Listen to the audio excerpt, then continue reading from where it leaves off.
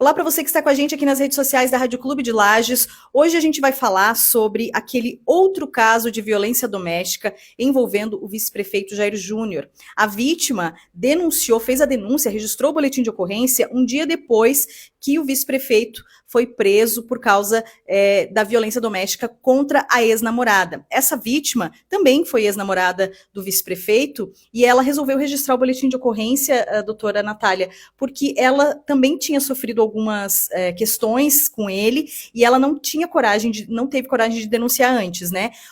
Ela procurou vocês para registrar o boletim de ocorrência. Quais os procedimentos a partir de agora? Como que está esse caso, então, que envolve essa outra ex-namorada do vice-prefeito Jair Júnior? A doutora Natália Ferreira é uma das advogadas dela. Isso. Então, nós atendemos, né, a nossa cliente um dia após ser realizada a prisão do vice-prefeito Jair Júnior, e nós prestamos todo o apoio jurídico e emocional também para ela, já na segunda-feira, após ela ter realizado esse boletim de ocorrência, após já estar essa situação ser bem alarmada na nossa cidade, teve muita repercussão, né? Então, nós atendemos ela no nosso escritório, acompanhamos ela no depoimento que ela deu na Delegacia de Polícia Civil e prestamos todo o apoio jurídico e emocional no sentido de ajudar no recolhimento das provas. Encaminhamos todas essas provas para a Delegacia da Mulher, encaminhamos também o que nós tínhamos de qualificação das testemunhas e todo esse material já está em posse, né, da Delegacia da Mulher, onde está sendo parte do processo investigativo. Esse procedimento ele ainda está numa fase bem embrionária, ainda está sendo investigado, apurado os fatos, colhido as provas, ouvidas testemunhas, para só então, quando finalizado, esse relatório vai ser encaminhado para o Ministério Público e o Ministério Público vai decidir se vai oferecer a denúncia ou não. E esse procedimento agora, então, está na fase investigatória, e aí se for para o Ministério Público, e o Ministério Público aceitar a denúncia, ele vai seguir num processo separado desse outro processo que já está correndo, inclusive já está na Justiça, o outro processo, né? Eles podem ter alguma correlação?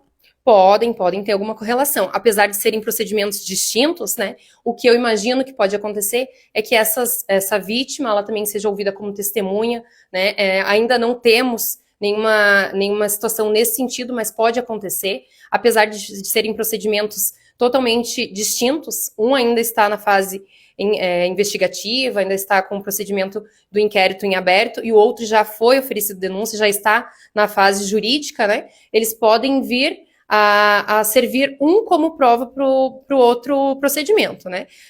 Não sabemos ainda se vai ser essa medida adotada pelo Ministério Público, mas pode acontecer.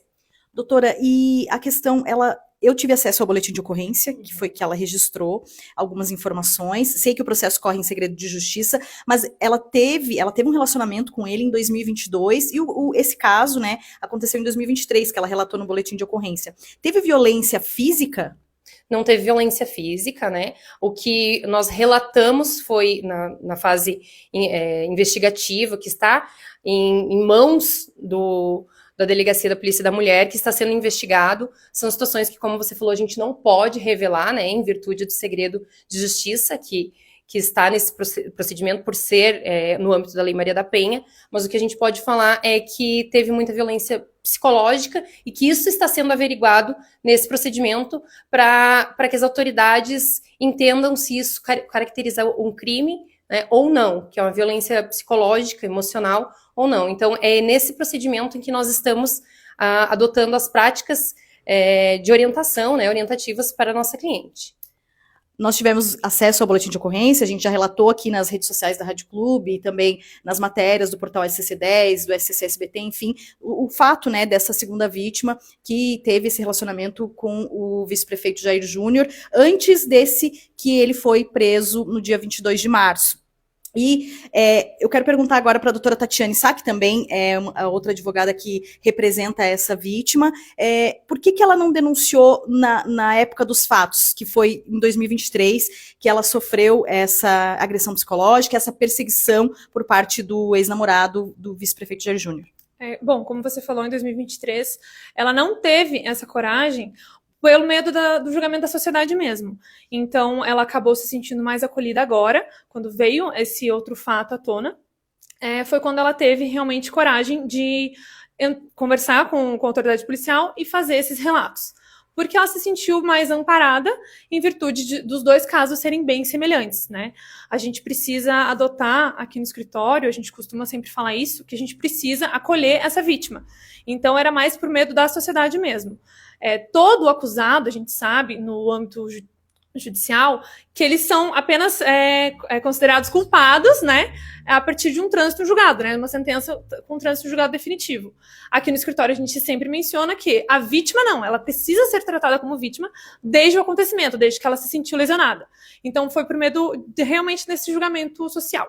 E ela relatou para vocês que, inclusive, logo depois do término do relacionamento e desses fatos que aconteceram, ela teve que procurar apoio psicológico para poder seguir em frente, porque ela relatou algumas coisas nesse sentido, né? Então, é importante também avaliar essa questão, né? Porque realmente ela não... Você falou que ela não procurou, talvez também por isso, porque ela estava abalada psicologicamente. Exatamente. Após esse período que ela foi se sentir mais forte de fazer essa denúncia, porque ela fez acompanhamento psicológico por mais ou menos 1 ano após o acontecido. Porque realmente ela tinha muita dificuldade de se relacionar com outras pessoas, por essa trava, né, esse medo que ela tinha de se abrir. Então é muito importante que as pessoas que passam por esse tipo de situação, elas denunciem e façam esse acompanhamento para conseguir se fortalecer mesmo, né? Doutora Tatiane, muito obrigada. Uma última pergunta aqui agora para a doutora Natália. As mulheres que passam por esse tipo de situação não podem ter medo de denunciar, né? Com certeza. A nossa luta é para que todos os casos de violência doméstica sejam levados à autoridade policial competente, para que essa denúncia seja realizada sem medo. Claro que cada um dentro das suas particularidades, cada um dentro da sua realidade, mas nós, como mulheres e como sociedade, temos o papel de acolher e não julgar. Porque se a nossa sociedade não fosse tão julgadora, quem sabe muitas mulheres já tinham feito as denúncias e não estariam dentro dos seus próprios lares sendo agredidas, né, sendo violentadas. Então a nossa luta diariamente como mulher, como sociedade, é para que essas mulheres que sofrem, de fato, denunciar. Doutora, muito obrigada. Agradeço, então, a doutora Natália e a doutora Tatiane. A gente continua acompanhando, trazendo as informações desse caso, né, que repercutiu em toda a cidade, em todo o estado de Santa Catarina, para vocês que acompanham aqui a Rádio Clube de Lages, o nosso Instagram. Shaina Marcon, onde há, a Clube está.